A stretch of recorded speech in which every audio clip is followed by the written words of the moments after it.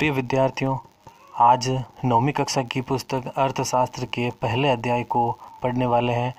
अध्याय 1 पालमपुर गांव की कहानी के प्रथम भाग में हम पालमपुर गांव का परिचय व उत्पादन के संगठन को जानेंगे।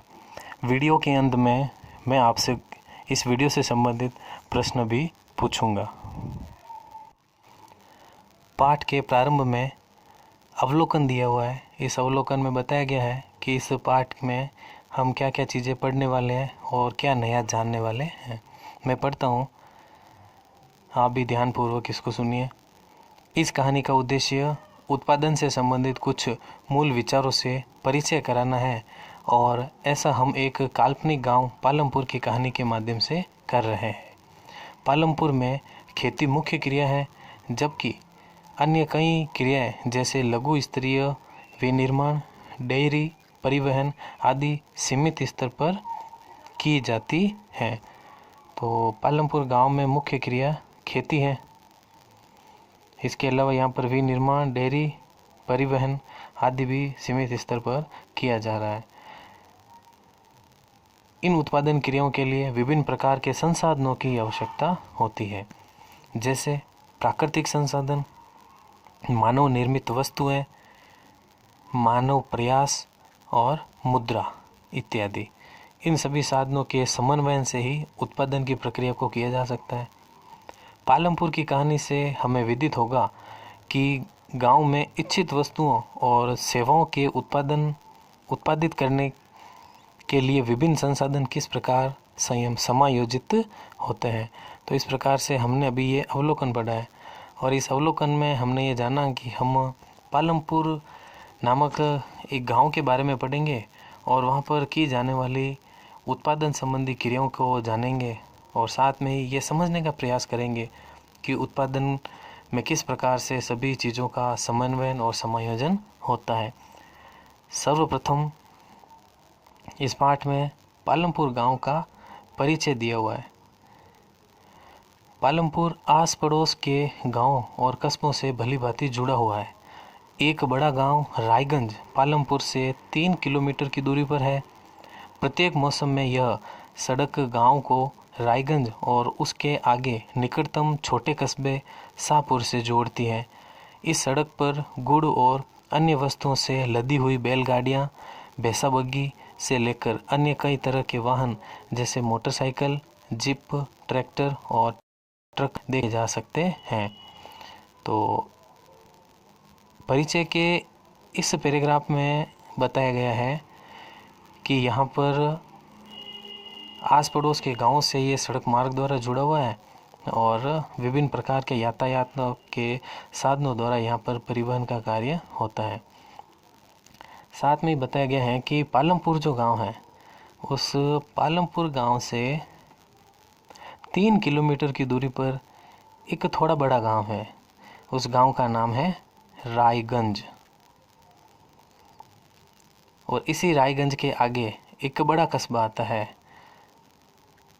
जिस कस्बे का नाम है शाहपुर।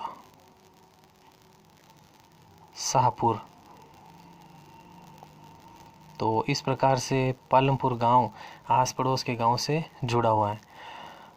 अब अपन आगे के इस पैराग्राफ में जानेंगे वहाँ के परिवार समाज के बारे में। तो क्या लिखा है, इस गांव में विभिन्न जातियों के लगभग 450 परिवार रहते हैं। गांव में अधिकांश भूमि के स्वामी उच्च जाति के 80 परिवार हैं।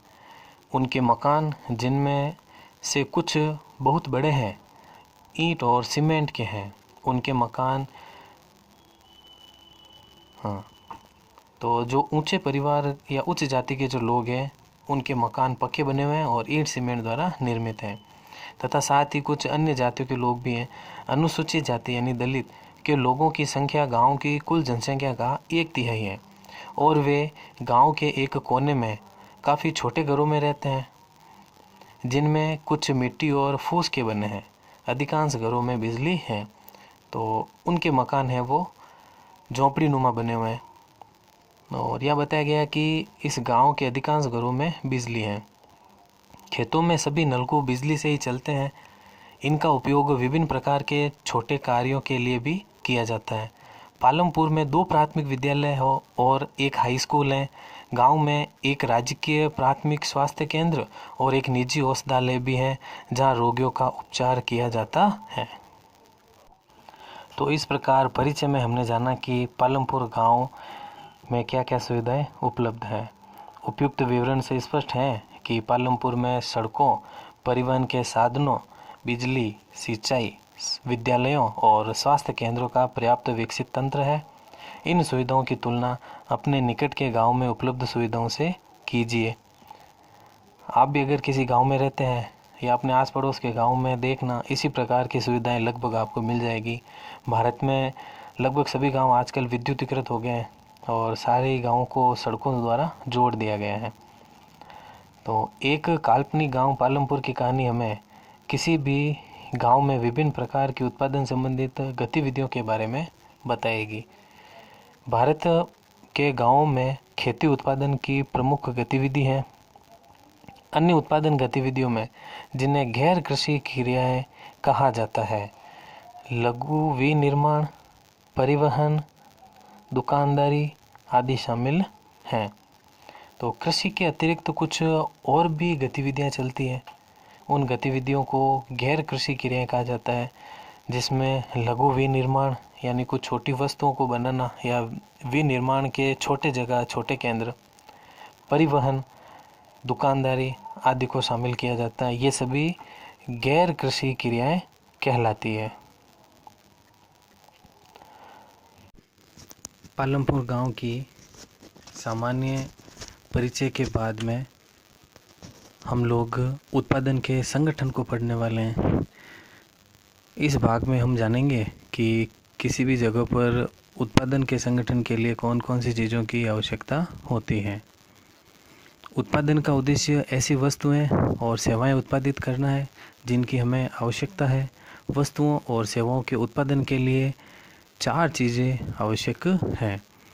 तो पहली आवश्यकता है भूमि। उत्पादन के लिए 4 आवश्यकताओं में सबसे पहली आवश्यकता भूमि बताई गई है। साथ ही अन्य प्राकृतिक संसाधन जैसे कि जल, वन और खनिज, वो इस पहली आवश्यकता में शामिल है।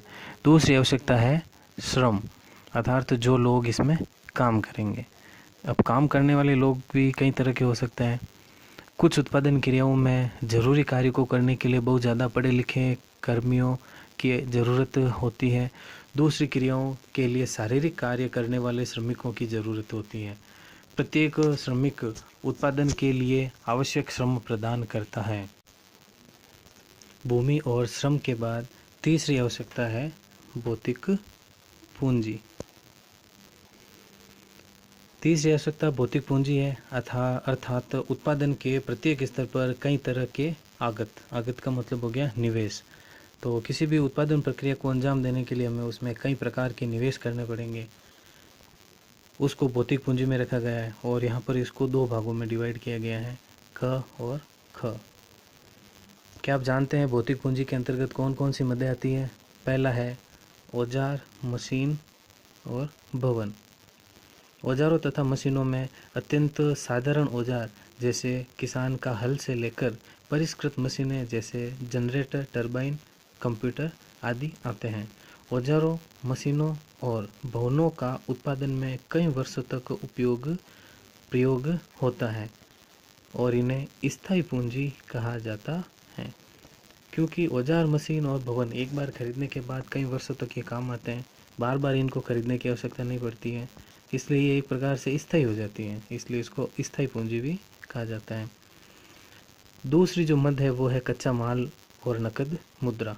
उत्पादन में कई प्रकार के कच्चे माल की आवश्यकता होती है, जैसे बुनकर द्वारा प्रयोग किया जाने वाला सूत और कुम्हार द्वारा प्रयोग की जाने वाली मिट्टी। उत्पादन के दौरान भुगतान करने तथा जरूरी माल खरीदने के लिए कुछ पैसों की भी आवश्यकता होती है। कच्चा माल तथा नकद पैसों को कार्यशील पूंजी कहते हैं। औजारों, मशीनों तथा भवनों से भिन्न ये चीज़ें उत्पादन क्रिया के दौरान समाप्त हो जाती हैं, इसलिए इसको क्या कहा जाता है? कार्यशील पूंजी। तो इन तीन आवश्यकताओं के अतिरिक्त एक चौथी आवश्यकता भी होती है। यह एक चौथी आवश्यकता भी होती है, आपको स्वयं उपभोग हेतु या बाजार में बिक्री हेतु उत्पादन करने के लिए भूमि, श्रम और भौतिक पूंजी को एक साथ करने योग्य बनाने के लिए ज्ञान और उद्यम की आवश्यकता पड़ेगी। ऊपर वाली जो तीन आवश्यकता हैं, उन तीनों आवश्यकताओं को एक साथ समायोजित करने का काम कौन करेगा? उसके लिए ज्ञानवान व्यक्ति की, या जो श्रम कर सके, जो उद्यम कर सके, ऐसे व्यक्ति की आवश्यकता पड़ेगी। तो आजकल इसे मानव पूंजी कहा जाता है। मानव पूंजी के विषय में और अधिक अध्ययन हम अगले अध्याय में करेंगे। इस अध्याय में तीन आवश्यकताओं के बारे में ही चर्चा की गई है। मानव पूंजी की चर्चा अपन दूसरे अध्याय में करेंगे। यहाँ पर एक चित्र आया हुआ है, इस चित्र को देखते हुए हमें नीचे वाली तीन चीज़ों के बारे में जानकारी प्राप्त करनी है। कारखाना में मशीनों पर कार्य करते हुए श्रमिक।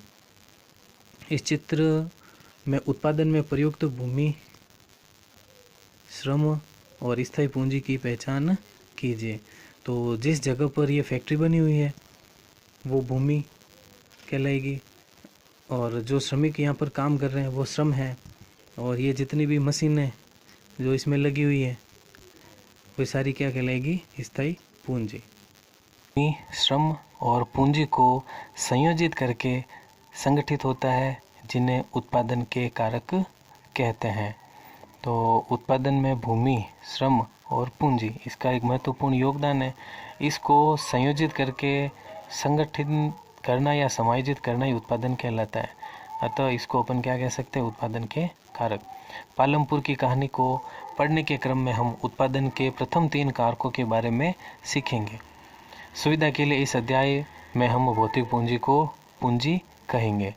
तो इस पाठ के अंदर हम उत्पादन की तीन महत्वपूर्ण चीज़ों या आवश्यकताओं के बारे में जानेंगे, जिसमें पहली है आपकी भूमि, दूसरा है श्रम और तीसरा है पूंजी।